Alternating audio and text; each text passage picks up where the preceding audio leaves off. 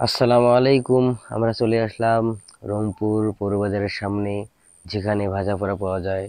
তো কি কি পাওয়া যায় আপনাদেরকে বলতেছি। এখানে পাওয়া যায় খিচুড়ি, তারপর পেঁয়াজি বেগুনি, তারপর লুডুস, তারপর পুরি পাওয়া যায়। আমরা যেখানে বর্তমান দাঁড়ায় আছি দেখতেছেন, পুরি পাওয়া যায়, জিলাপি পাওয়া যায়, গুড়ের জিলাপি। তারপর পায়েসা পাওয়া যায়।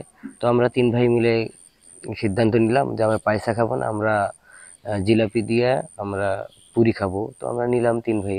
তা তিন ভাই খাইতে খাইতে খেতে খেতে অনেক সময় হয়ে গেল। তারপর ওদের তো খাওয়া শেষে ভাইদেরকে বললাম, ভাই আপনাদের দোকানে কি কি পাওয়া যাচ্ছে? তা ভাই বললো যে আমাদের দোকানে চা পাওয়া যায়, চাটা অনেক সুন্দর।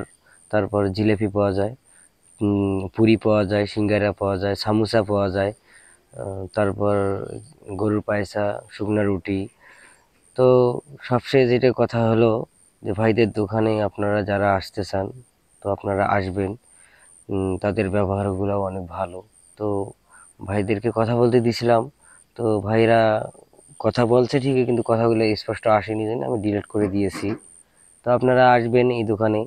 তো এই দোকানের লোকেশন তো আমি আগেই বলেছি, লোকেশন তো আগে দিয়ে দিয়েছি, যে রংপুর পৌর বাজারের সামনে যে পুরি পাওয়া যায়, ওখানে আসবেন, আপনারা খাবেন, খাওয়া দাওয়া করবেন। না খাইলে কি আর বুঝতে পারবেন যে আসলে দোকানে কত ভালো পাওয়া যায়, কতটুকু।